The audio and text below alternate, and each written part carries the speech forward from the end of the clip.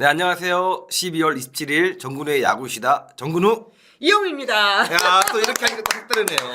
그러니까 네. 항상 제가 버벅거리잖아요. 네네네. 처음 시작할 때. 네. 2022년이 정말 며칠 안 남았네요. 네, 맞습니다. 네. 오늘 첫 소식은 에릭 테임즈 선수 이야기입니다. 에릭 테임즈 선수가 지난번에 한국에 왔었어요. 네. 그리고 본인도 개인 SNS에다가 뭐 한국 왔다는 내용도 올렸고, 그래서 일부 팬들은 테임즈 선수 혹시 한국 프로팀에 뭔가 있는 거 아니야? 네. 그리고 또 이 선수가 워낙 한국을 좋아하고요. 네네네. 그래서 저도 좀 궁금했는데 우연히 알게 됐습니다. 수도권의 A팀과 입단 테스트를 받더라고요. 일단 몸 상태를 체크를 해야 된다는 게 있어가지고 타격하는 것도 좀 보고 그랬는데 중간에 스톱시켰대요.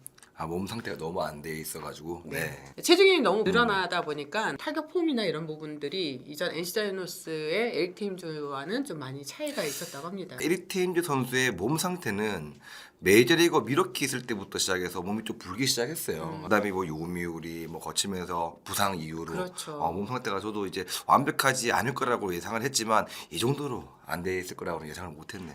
네. 뭔가 쇼케이스 같은 거를 좀 보려고 했던 건 그 선수에 대해서 관심이 있다는 거잖아요. 왜냐하면 에릭 네. 테임즈 선수 같은 경우에는 워낙 임팩트가 강했던 네. KBO 최초로 40을 한 선수이기 때문에 한번 쇼케이스라도 보면서 뭔가 좀 희망을 좀 걸고 싶었는데 이마저도 안 된 것 같습니다. 네, 그것 때문에 한국에 왔는지는 체크를 못했지만 한국에 와 있는 동안에 A팀과 테스트를 받습니다. 하지만 탈락입니다.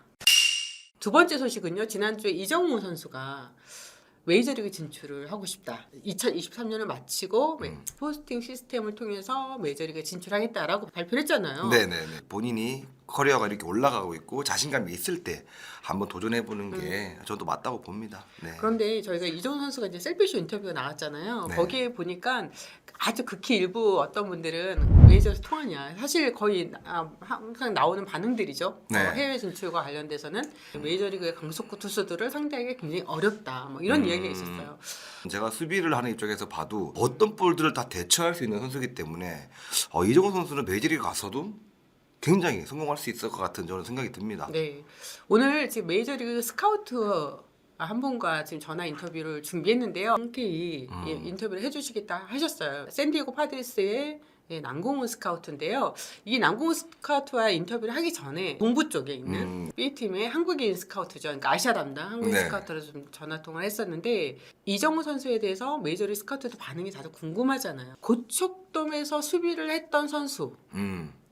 에 대한 그 플러스가 분명히 있대요. 아무래도 천연잔디보다 엔조잔디가 다리에 더 피로도가 많이 오고 네. 더 울림이 많기 때문에 네. 거기서도 좋은 수비를 펼친 이정호 선수가 메이저리그에서 그 좋은 야구장, 좋은 잔디에서 수비를 한다. 그러면 지금보다 더 좋은 수비를 보여줄 수 있다고 메이저리그에서는 판단하는 것 같습니다. 네. 이분은 어떤 분이냐면 김하성 선수가 샌디에고 입단했을 때 정확히 예상을 했더라고요. 1년 차에는 분명히 힘들다. 하지만 2년 차에는 2할 6푼에 홈런 10개, 도루 13개 정도는 될 거라 예상한 거예요. 그럼 3년차 때는요? 요시다 마사타카 선수가 5년에 9천만 달러를 받았잖아요. 네. 그 부분이 이정우 선수의 몸값 형성에 어느 정도 영향을 미치길 것 같습니까? 라고 물어봤더니 이건 저희 다른 스카우트도 들었는데 보스턴이 좀 약간 오버페이 했다고 나와요. 네네. 반응이 거의 비슷해요. 거의 몸값보다 2배를 두 배 아니면 3배라고. 그러면 보스턴이 왜 이렇게 요시다 선수한테 많이 회의를 했냐 했더니 일단 이 보스턴 팀 분위기 자체 구단주도 그렇고 다 일본 선수들에 대한 어떤 선호도가 굉장히 크다고 했고요. 네. 그리고 시즌 중에 일본으로 많은 스카우트들을 보냈다고 합니다. 요시다 선수를 많이 집중해서 봤던 부분이 그 몸값 형성에 좀 많이 도움이 됐다라고 이야기를 했고요. 샌디에고 파드레스의 남궁훈 스카우트 전화 인터뷰로 만나보겠습니다. 샌디에고 파드레스 아시아 담당 스카우트를 맡고 있는 남궁훈이라고 합니다. 야구 선수 출신입니다. 2008년 두산의 육상 선수로 프로 데뷔를 해서 2010년에 팀을 나오게 됐어요. 맞습니다. 뭐 1군은 한 번도 못 가고 그냥 예전 뭐 신고 선수죠. 그래서 3년 하고서 이제 야구는 거기서 끝이 났죠. 네, 그 아쉬움을 미국으로 방향을 방향을 돌리셨나 봐요. 원래 꿈이 미국에서 야구를 하는 거였어가지고요. 미국에 야구를 하러 이제 독립리그를 한번 갔다가 진짜 우연찮게 시작하게 됐습니다. 샌디에고에서 스카우트로 활약한 건 2012년부터가 맞나요? 네, 그때부터 인턴부터 12년 시작했어요. 샌디에고에서 한국 선수를 스카우트한 건 김하성 선수가 처음이죠. 네, 맞습니다. 그 처음 만난 게 언제였고 샌디에고 입단까지 어떤 과정을 거쳤는지 좀 궁금합니다. 김하성 선수는 제가 처음 본 건 야탁고등학교 때 봤고요. 김하성 선수가 3학년 때 박효준 선수가 2학년이었거든요. 저희가 박효준 선수한테 오퍼까지 했었거든요. 그러면서 이제 김하성이라는 선수가 있다라는 걸 알았고 이제 자연스럽게 뭐 야탁고 시즌을 1년을 봤었죠. 그래서 처음 본 거는 그때였고요. 본격적으로 포스팅에 이제 나갈 것 같다라는 그 히어로즈 팀 분위기가 있으니까 그때부터 한 3년 정도는 계속 봤던 것 같아요. 김하성 선수가 그 샌디에고 입단 전에 올렸던 성적이 타율이 한 3할 6리였고 홈런이 30개, 그다음에 109타점을 기록을 했었습니다. 물론 이 한 시즌만의 성적이 아니라 이 프로 전체의 성적을 가지고 스카우팅 리포트를 작성을 계속 업데이트를 했을 것 같은데 샌디에고 팀에다가 가장 강조했던 부분이 어떤 부분이었어요? 가장 좋은 거는 김한우 선수는 매년 조금씩 발전하는 게 가장 좀 매력이 있었고요. 그리고 30홈런도 치고 했지만 플레이를 할 때 뭐 점수 차에 상관없이 마지막까지 집중하는 모습, 실수를 했을 때 너무 아쉬워하고 막 절실한 모습이 좀 가장 임팩트가 컸던 것 같아요. 샌디에고랑 계약이 이제 4+1년에 최대 3,900만 달러였잖아요. 네. 몸값 대우 이런 숫자가 어떻게 형성이 되는 건가요? 아시아 선수들은 그냥 이 최근에 간 선수에 대한 같은 포지션의 기준을 좀 많이 하거든요. 근데 이제 김한호 선수가 그때 그 기준점이 좀 애매했던 게 일본인 내야수가 진출을 했던 거는 뭐 가와사키라는 선수가 있었는데 그것도 시기가 예전으로 갔고 그리고 강정호 선수도 같은 포지션이긴 하지만 2014년도 요때니까 그때 저희들의 기준은 이 메이저리그 팀에서 뛰고 있는 붙박이 메이저리그 내야수들의 평균 연봉이 어느 정도인가 그런 금액을 기준으로 자꾸 거기서 업다운을 매긴 것 같아요. 그러면 다른 팀이 김하성 선수의 몸값을 어떻게 책정할 건지도 되게 관심 있잖아요. 그렇죠, 그렇죠. 이게 비공개 입찰이다 보니까 상대 팀이 이제 어느 정도 금액을 생각하는지를 솔직히 뭐 잘 모르니까 각자 레이더를 돌리는 거죠. 근데 솔직히 이게 나중에 열어봤더니 그 팀보다 저희가 훨씬 많이 오퍼를 한 걸 수도 있고 그 팀은 아예 오퍼를 안 했을 수도 있고 그러니까 참 포스팅이 정보 싸움이라 김하성 선수가 네. 계약하고 나서 고맙단 말을 했나요? 저는 김한 선수 개인적으로 몰라가지고요. 스프링 캠프 때 봤을 때 우스갯소리로 진짜 최선을 좀 다해 주셔야 됩니다. 막 그랬었거든요. 그러니까 김한 선수가 그때 웃으면서 제가 안 되면 뭐 다 같이 죽는 거죠. 막 웃으면서 막 그랬었던 기억이 나요. 2년 전에. 김하성 선수가 샌디에고 입단 첫 해와 올 시즌 좀 큰 차이를 보였는데 특히 저도 이제 수비 부분에서 좀 많이 두각을 나타냈다고 저도 봤거든요. 작년 올해 비교했을 때도 어땠다고 생각하세요? 2년 전에도 기회가 올해처럼 왔으면 저는 충분히 했다라고 생각을 하거든요. 투수 같은 경우는 지고 있을 때라도 한 번 나가서 좋아지면 그 다음에 추격조가 되고 필승조가 되는데 첫 해 제가 보면서 너무 안타까웠던 게 김하은 선수가 거의 두 타석이었어요. 두 타석 치고 거기에 결과가 안 나오면 그냥 교체를 하니까. 근데 참 올해는 기회라는 게 생겨서 근데 김하은 선수 그거를 정말 뭐 미국 말로는 안 나가겠지만 참 그 기회를 가질 수 있는 찬스가 좀 와가지고요. 프로의 세계에서는 남의 불행이 또 나한테 기회가 될 수도 있는 거니까. 그렇죠. 네. 김하성 선수를 영입하기 전에 이미 샌디에고 내야지를 보면은 3루에 매니 마차도, 유격수에 타티스 주니어가 있고, 이루수에는 제이크 크로나워스 선수가 있었습니다. 그런 상황에서 김하성 선수를 이렇게 큰 거액을 주고 영입을 했다. 그런데 기회를 안 준다. 이건 전 좀 이해가 안 됐거든요. 솔직히 김하선 선수의 총 금액을 보면 한국인 내야수로 보기에는 굉장히 큰 금액이긴 하지만 저희 팀에서 봤을 때는 보장을 줘야 된다는 금액까지는 아니었더라고요. 어떻게 보면 1루수를 제외를 하고 네 번째 내야수라는 생각을 하고 오퍼를 했던 거니까 원래 이게 계획이었기 때문에 근데 이제 김하선 선수 어떻게 보면 정말 빨리 좀 자기가 자리를 잡고 자기가 이제 존재감을 보여줘서 이제 고맙죠. 제가 볼 때 김하성 선수가 진짜 마지막 끈을 놓지 않은 게 수비 같거든요. 제가 좀 놀랬던 게 키움 히어로즈에서 보여줬던 수비 실력보다 너무 좋아지는 거예요. 메이저리그 운동장 그 땅이 불규칙 바운드가 전혀 안 나는 그라운드 컨디션이어서 그게 김하성 선수한테 잘 맞았던 것 같아요. 올해 올 시즌 마치고 팀 내부에서 김하성 선수에 대해서 좀 어떻게 평가를 하고 있는지요? 이번에 가을 야구 갔을 때도 제가 그 샌디에고 가서 응원을 했을 때 이길지 안 이길지도 모르는데 그 보는 사람마다 저한테 너무너무 축하를 그냥 해주더라고요. 10년 일하면서 그냥 진짜 뿌듯한 마음이 좀 많았죠. 근데 샌디에고가 너무 욕심 많은 거 아닙니까? 젠더보 같이 어떻게 할 겁니까? KBO 같은 경우는 만약에 정근우 선배님이 FA 대형 계약으로 가시면 거의 그 포지션은 이제 딱 두잖아요. 근데 메이저리그는 그게 아니고 쏟아 부으니까 그리고 또 김하성 선수가 아끼는 후배인 이정우 선수가 2023 시즌 후에 메이저리그에 진출하겠다는 입장을 밝혔는데 스카우트 입장에서는 이정우 선수의 이 발언에 대해서 어떻게 생각하십니까? 너무 좋고 그냥 기분 좋은 일이고 무조건 저는 많이 나갔으면 좋다고 생각을 하거든요. 근데 이정우 선수는 솔직히 뭐 KBO 리그에서는 더 이룰 건 없다라고 보고 바로 미국을 생각해주는 이거는 저는 너무 그냥 박수칠 일이라고 생각을 합니다. 나갈 수 있는 선수들이 최대한 많이 나가줘야 되는 시기이기 때문에 이렇게 최고의 선수가 자꾸 도전 의사를 밝히면 미국 현지에서도 다 관심을 가져주니까 KBO 야구도 더 많이 보게 되고 기분 좋더라고요.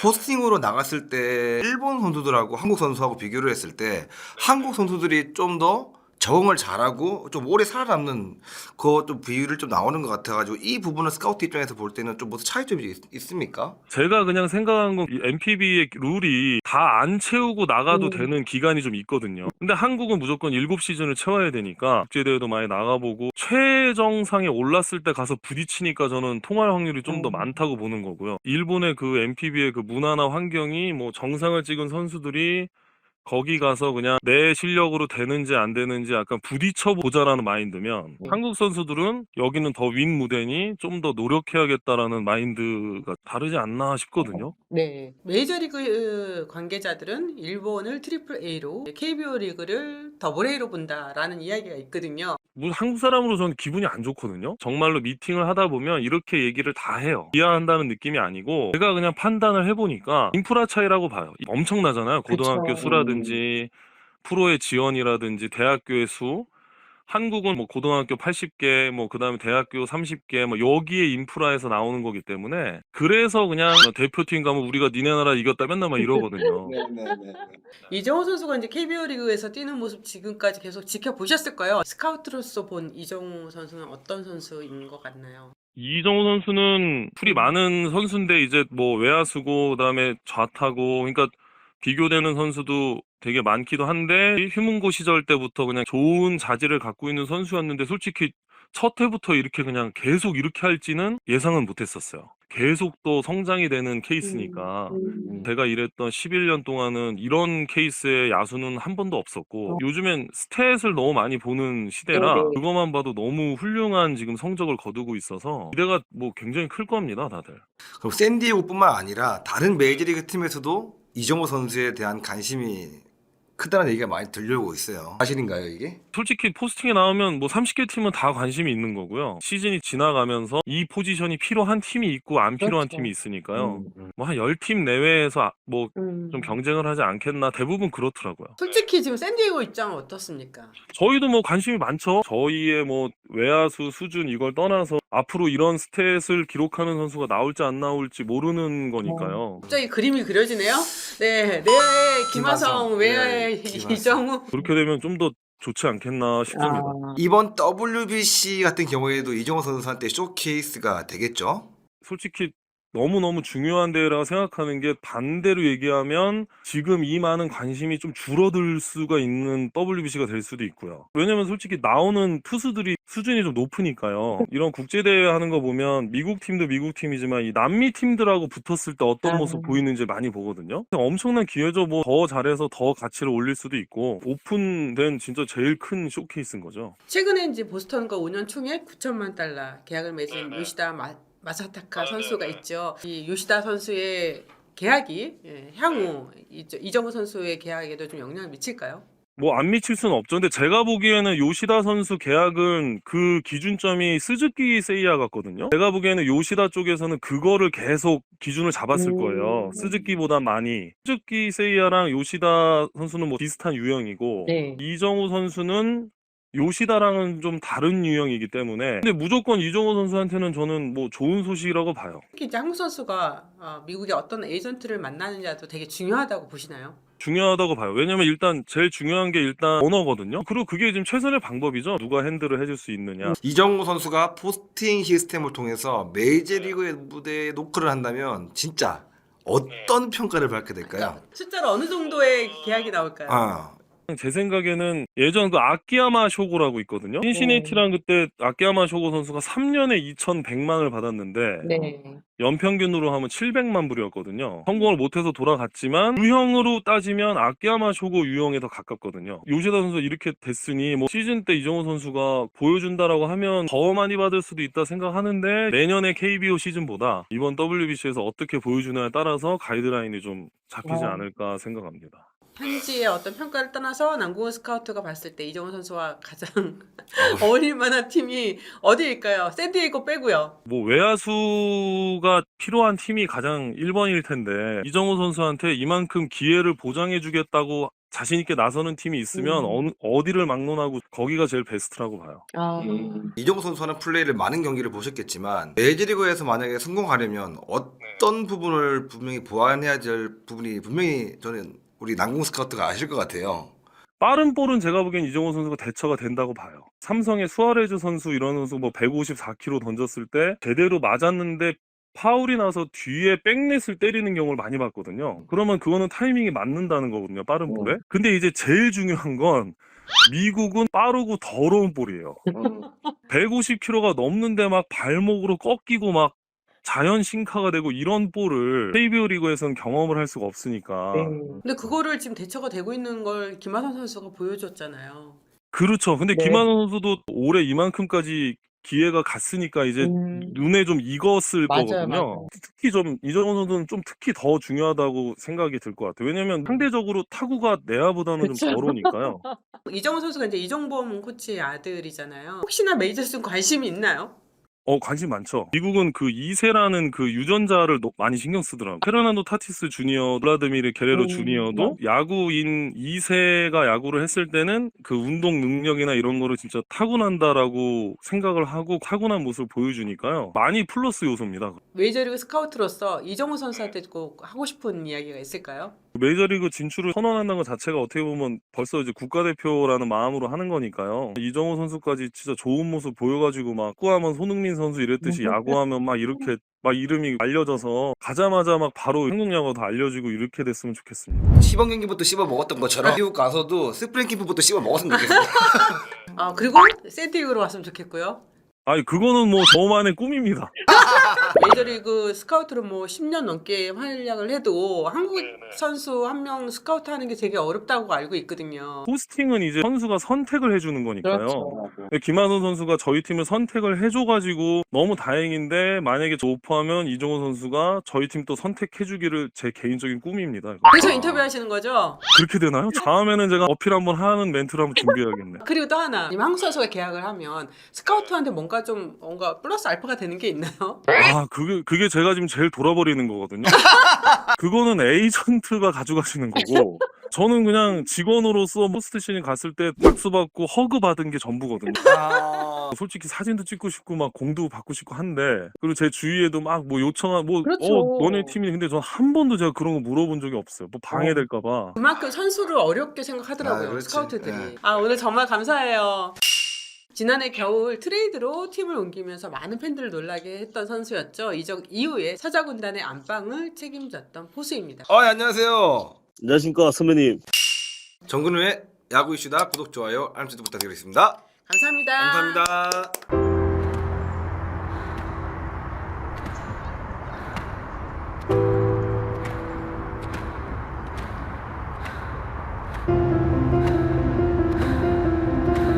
달린다는 것, 무한한 경쟁을 위해, 때론 희망으로 가득한 나의 미래를 위해, 그리고 달린다는 것,